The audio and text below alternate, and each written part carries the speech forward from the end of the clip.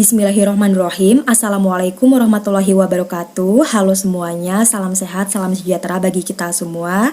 Perkenalkan, kami dari kelompok 2. Berikut ada rekan-rekan kami, yaitu ada Fajriya Syofwa, Frista Afrian, Lutfi Hasanah, Rahma Meliah, dan saya sendiri Zahrotun Nuraini. Nah, pada tugas BMC ini atau Business Model Canvas ini diguna untuk memenuhi tugas dari mata kuliah KWU atau Kewirausahaan kelas 6C yang diampu oleh Pak dosen Hasbi dan juga Ibu Fati. Nah, kami kelompok 2 merencanakan untuk membuat strategi atau membuat usaha bisnis model kanvas ini yang bertemakan lokal tobacco atau tembakau lokal. Nah, kami memilih ini karena bisnis ini menjual berbagai jenis tembakau yang diminati oleh semua kalangan, terutama remaja dan dewasa.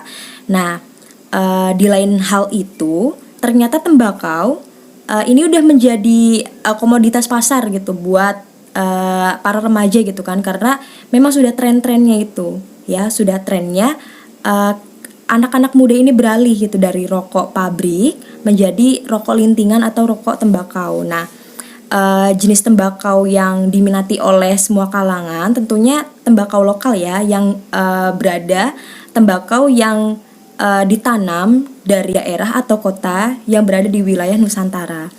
Nah, ini ada 9 elemen bisnis model canvas yang kami buat. Ada key partner, channel, value proposition, ada customer segment, ada cost struktur dan lain-lain.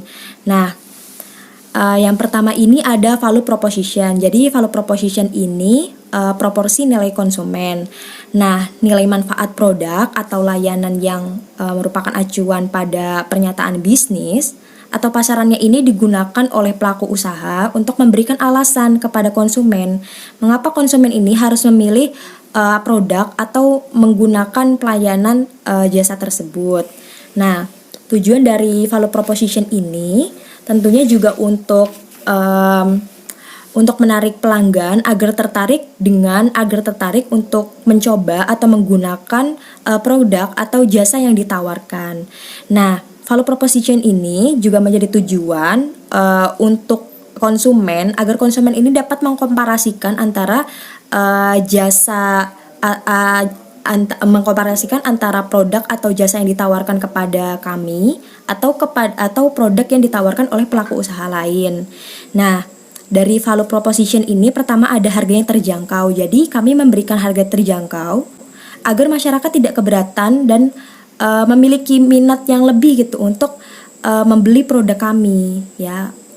Ya tujuannya untuk agar tidak memberatkan masyarakat. Nah, yang selanjutnya ini berbagai varian atau jenis tembakau. Nah, jadi dalam bisnis kami menjual varian atau jenis tembakau di seluruh Nusantara. Misalnya tembakau Moris dari Madura, tembakau Garut, tembakau Sindoro Sumbing, tembakau Temanggung, dan juga ada tembakau dari Aceh yaitu Gayo. Jadi Gayo ini ada. Jadi yang paling banyak diminati oleh para konsumen kami, oleh para pembeli kami itu Gayo dari Aceh, terutama Gayo hijau ya. Jadi Gayo itu ada Gayo merah, Gayo putih, dan Gayo hijau, dan yang paling banyak diminati adalah Gayo hijau. Nah, kami juga menawarkan kemasan yang menarik dan juga praktis. Nah, tujuannya agar mudah dibawa kemanapun dan dimanapun, dan juga agar produk yang kami tawarkan ini memiliki perlindungan lebih dari matahari, dari air hujan, dari goresan, benda tajam, dan lain-lain. Nah, tentunya kualitas produk yang kami tawarkan juga ini mulai dari tembakau yang premium sampai ke original ya. Ini kami langsung membeli langsung dari petaninya. Terima kasih. Ya, jadi untuk yang pertama customer segment itu kita ada 2. Yang pertama langsung. Jadi bagi mereka yang memang beli langsung ke kita, untuk digunakan secara pribadi gitu. Nah, kalau untuk reseller itu ya biasanya mereka beli buat dipasarkan lagi atau emang beli ke kita udah emang pesenan gitu. Nah, harganya juga itu tergantung berapa banyak barang yang mereka beli gitu. Ya kalau semakin banyak maka lebih murah lagi harga dari kami gitu. Nah, untuk pengiriman itu kalau dekat dan masih bisa kita akses, maka kita antar secara langsung. Jasa kirimnya juga dari kita, itu tergantung juga sih gitu. Nah, kalau untuk yang jauh atau daerah di luar daerah itu biasanya kami gunakan jasa paket. Nah, kami juga akan menyediakan diskon ya jika omset yang masuk itu semakin banyak, sehingga juga akan menarik pembeli yang baru tentunya gitu, dan memudahkan mereka membeli di kita.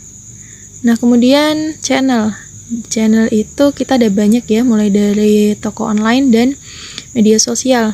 Nah, untuk media sosial itu kita pakai semua, tapi tidak langsung kita pakai semua gitu. Kita akan fokus pada sosial media yang memang diprioritaskan.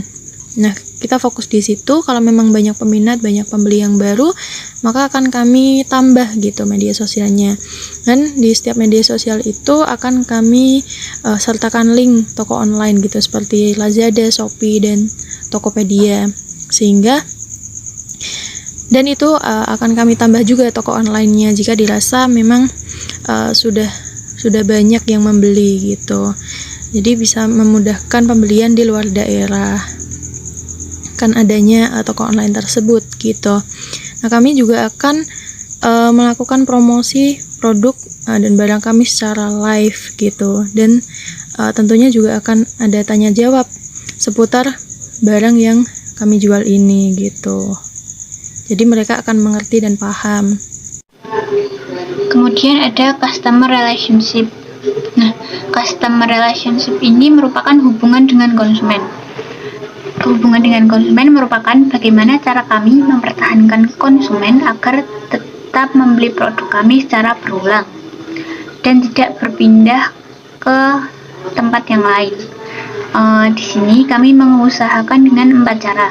Yang pertama yakni memberikan pelayanan yang baik, seperti sifat ramah saat melayani pembeli, komunikatif, baik. Nah, dan pelayanan ini dilakukan baik secara online maupun offline. Untuk pembelian secara online, kami berikan usaha dengan cara fast respon. Kemudian yang kedua, ada pemberian promo atau diskon. Pemberian promo atau diskon ini berlaku apabila konsumen melakukan pembelian dengan batasan minimal belanja. Misalnya, konsumen diberikan promo ini dengan minimal pembelian 50.000. Kemudian ada gift atau bonus. Gift atau bonus ini juga berlaku dengan minimal pembelian dan berlaku kelipatannya. Misalnya dengan pembelian 50.000, kami memberi gift atau bonus 2 buah sigaret. Kemudian minimal pembelian 150.000, kami memberikan gift cenggah atau menyan, dan seterusnya.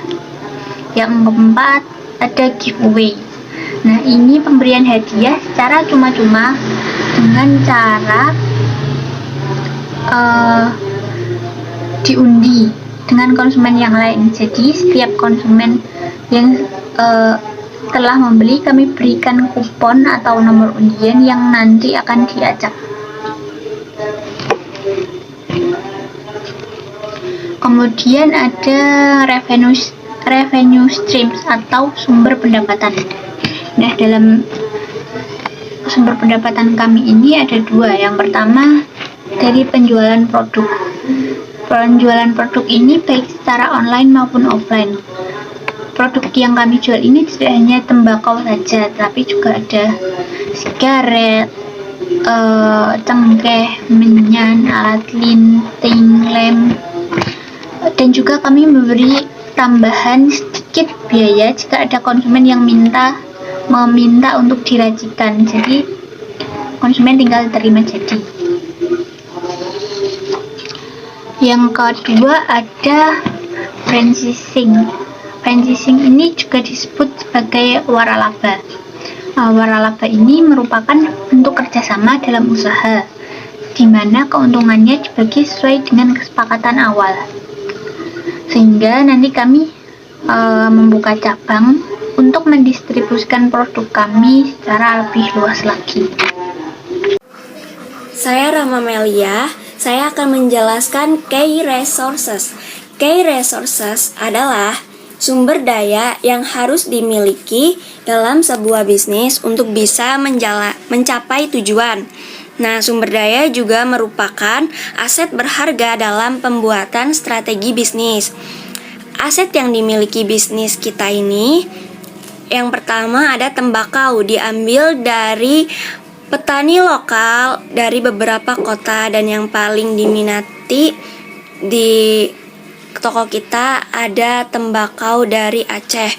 Dan aset kita yang kedua ada bangunan. Kita sewa satu bangunan buat gudang atau tempat penyimpanan barang, buat tempat produksi. Dan di tempat produksi kita juga siapin rokok dari tembakau yang udah jadi atau udah dibungkusin.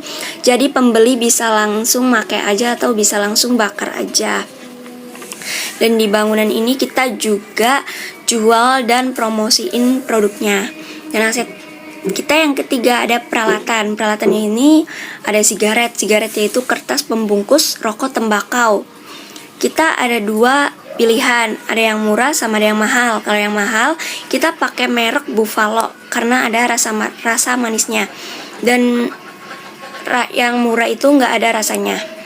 Dan peralatan yang kedua ada lem itu buat nempelin sigaretnya. Dan peralatan yang ketiga kita ada alat linting buat yang nggak bisa linting manual, jadi bisa pakai alat linting. Selanjutnya tentang key partner.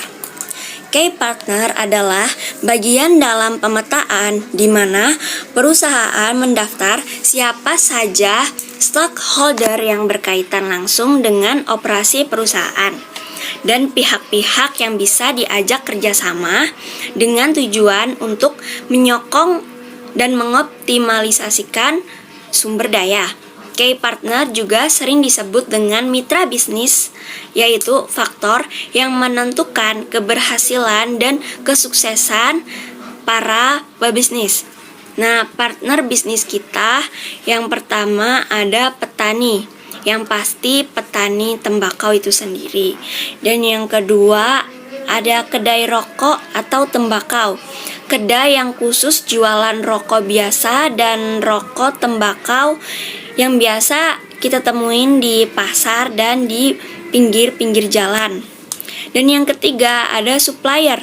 Supplier yaitu penyuplai barang lain selain bahan baku kita, yaitu tembakau. Baik, saya Lutfi Hasanah akan melanjutkan penjelasan yang selanjutnya, yaitu key activities dan cost structure. Key activities atau aktivitas yang dijalankan yaitu semua aktivitas yang berhubungan dengan produktivitas bisnis yang berkaitan dengan produk, di mana kegiatan utamanya yaitu untuk menghasilkan proposisi nilai. Pada bisnis kali ini, aktivitas yang dijalankan yaitu yang pertama tengkulak bahan baku. Bahan bakunya seperti tembakaunya yang sudah diproses oleh petani dan sudah siap untuk dikemas beserta alat dan bahan-bahan untuk meraciknya. Lalu yang kedua yaitu meracik tembakau. Setelah semua bahan baku sudah tersedia, sebagian tembakau tersebut kita racik supaya menjadi rokok yang siap pakai. Lalu yang ketiga yaitu pengemasan tembakau. Sebagian tembakau yang belum diracik tadi dikemasi ke dalam kemasan khusus untuk tembakau. Lalu yang keempat, pengemasan tembakau yang sudah diracik. Tembakau yang sudah diracik menjadi rokok siap pakai tadi juga dikemasi ke dalam kemasan khusus untuk rokok yang sudah siap. Lalu yang kelima yaitu penyiapan dan penataan. Tembakau dan rokok yang sudah dikemasi tadi disiapkan dan ditata di tempat kedai dengan rapi. Selanjutnya yaitu cost structure atau struktur biaya. Cost struktur atau struktur biaya yaitu rincian biaya yang dikeluarkan oleh perusahaan untuk menjalankan suatu bisnis. Agar bisnis kita bisa berjalan secara efisien, meminimalkan resiko kerugian, dan juga menentukan proporsi nilai yang tepat untuk pelanggan. Pengeluaran yang digunakan dalam bisnis ini yaitu yang pertama, tengkulak, yaitu untuk pembelian bahan bakunya. Yang kedua yaitu pemasaran promosi, seperti biaya internet untuk promosi di sosial media, biaya promosi di marketplace, dan biaya pembuatan brosur atau pamflet. Yang ketiga yaitu sewa kedai. Kita mengeluarkan biaya untuk penyewaan kedai untuk tempat berjualan kita.